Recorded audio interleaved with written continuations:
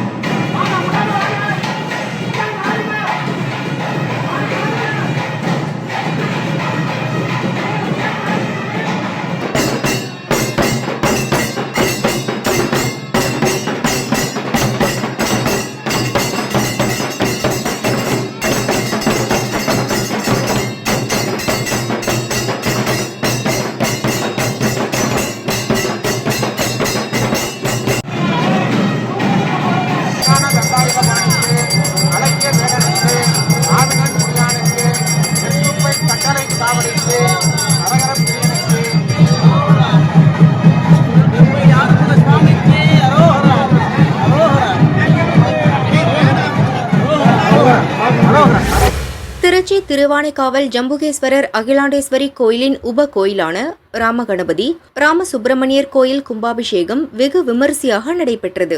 கும்பாபிஷேகத்தை முன்னிட்டு 13ஆம் தேதி காலை விக்னேஸ்வர பூஜை, கணபதி ஹோமம் மற்றும் நவக்கிரக ஹோமம் நடந்தது.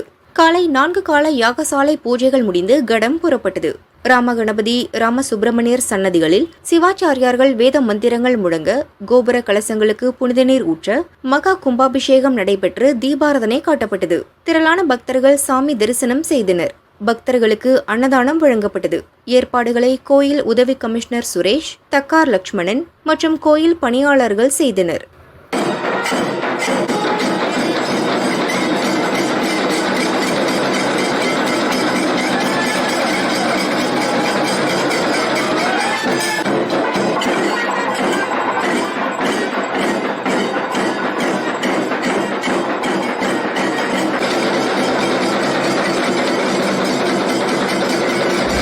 திருவெரும்பூர் காட்டூர் காவேரி நகர் விநாயகர் கோயில் கும்பாபிஷேகத்தை முன்னிட்டு வலம்புரி விநாயகர், வள்ளி தேவசேனா, சுப்பிரமணியர், தன்வந்திரி, தட்சிணாமூர்த்தி, மகாலட்சுமி, துர்க்கை, அபித குஜம்பால் சமேத அருணாச்சலேஸ்வரர், நந்தீஸ்வரர், ஆஞ்சநேயர், நவக்கிரகம் மற்றும் மகா சொர்ண காலபைரவர் கோபுர கலசங்களுக்கு கும்பாபிஷேகம் காலை 8:45 மணிக்கு நடைபெற்றது.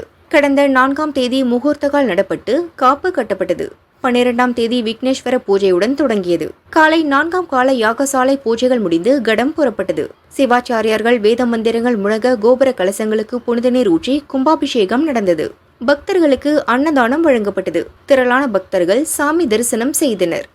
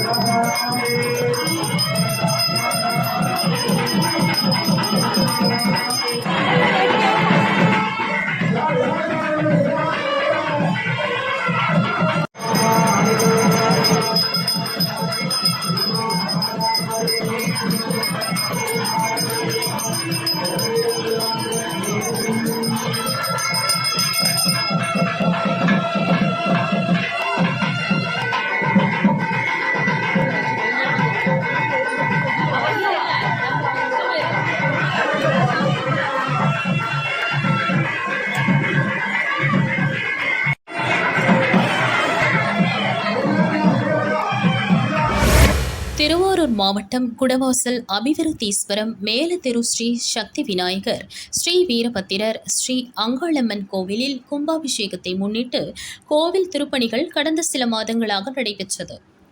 கடந்த 12ஆம் தேதி விக்னேஸ்வர பூஜை, கணபதி ஹோமம், 13ஆம் தேதி முதற்கால யாக பூஜைகள் தொடங்கின. காலை 4ஆம் கால யாக பூஜைகள் முடிந்து கடம் புறப்பாடானது. சிவாச்சாரியார்கள் வேத மந்திரம் முழங்க கோபுர கலசங்களுக்கு புனித நீர் ஊற்றி கும்பாபிஷேகம் செய்தனர். பக்தர்கள் மீது புனித நீர் தெளிக்கப்பட்டது. அங்காளம்மன் வீரபத்ர சுவாமிகளுக்கு மகா தீபாராதனை காட்டப்பட்டது. ஆயிரக்கணக்கான பக்தர்கள் சுவாமி தரிசனம் செய்தனர்.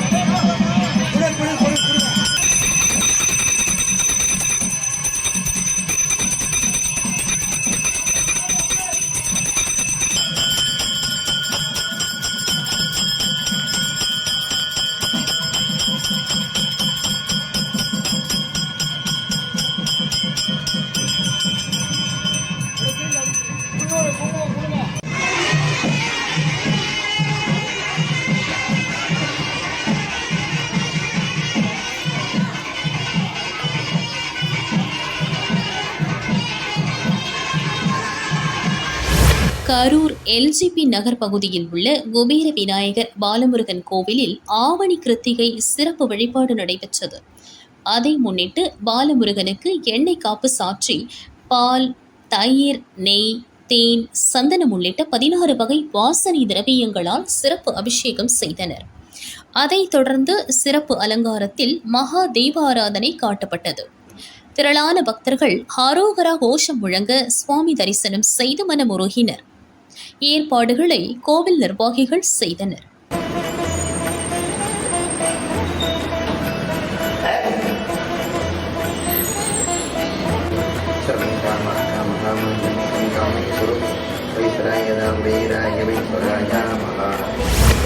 திருப்பூர் பல்லடம் கோடங்கிப்பாளையத்தில் மேல்மருவத்தூர் ஆதிபராசக்தி வழிபாடு மன்ற திறப்பு விழா விமர்சையாக நடந்தது.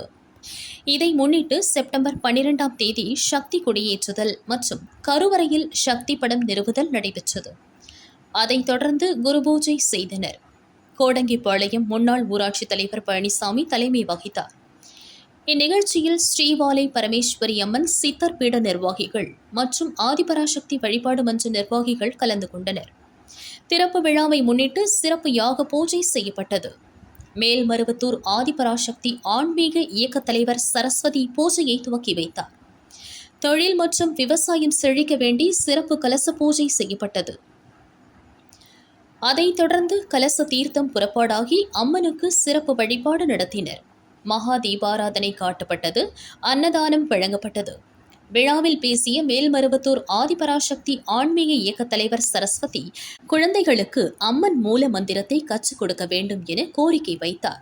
மேலும் வழிபாட்டு மன்றத்தில் நடைபெறும் அன்னதான நிகழ்ச்சிக்கு அனைவரும் ஒரு பிடி அரிசி கொடுத்தாலும் போதும் என கேட்டுக்கொண்டார்.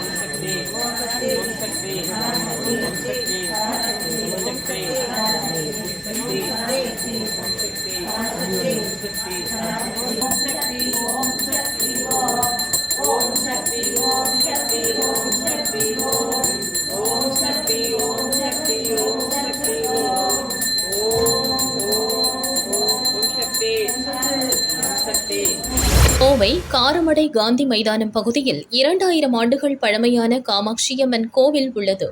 பல லட்சம் மதிப்பில் கோவில் புனரமைப்பு பணிகள் நிறைவடைந்தன. செப்டம்பர் 12ஆம் தேதி மங்கள இசையுடன் முதல் கால யாகசாலை பூஜை துவங்கியது. பல்வேறு நதிகளில் இருந்து எடுத்து வரப்பட்ட புனித நீரை யாகசாலையில் வைத்து பூஜை செய்தனர். இன்று 4ஆம் கால யாகசாலை பூஜைகள் மகா பூரணாகுதியுடன் நிறைவடைந்தது. மேளதாளம் இசைக்க கடம் புறப்பாடானது. சிவாச்சாரியார்கள் வேத மந்திரம் முழங்க கோபுர கலசத்திற்கு புனித நீர் ஊற்றி கும்பாபிஷேகம் விமர்சையாக நடைபெற்றது. காமாட்சி அம்மனுக்கு மகா அபிஷேகம் நிறைவடைந்து சிறப்பு அலங்காரத்தில் ஷோடச தீபாராதனை காட்டப்பட்டது. அன்னதானம் வழங்கப்பட்டது. திரளான பக்தர்கள் ஓம் சக்தி பராசக்தி கோஷம் முழங்க அம்மனை தரிசித்து மனமுருகினர்.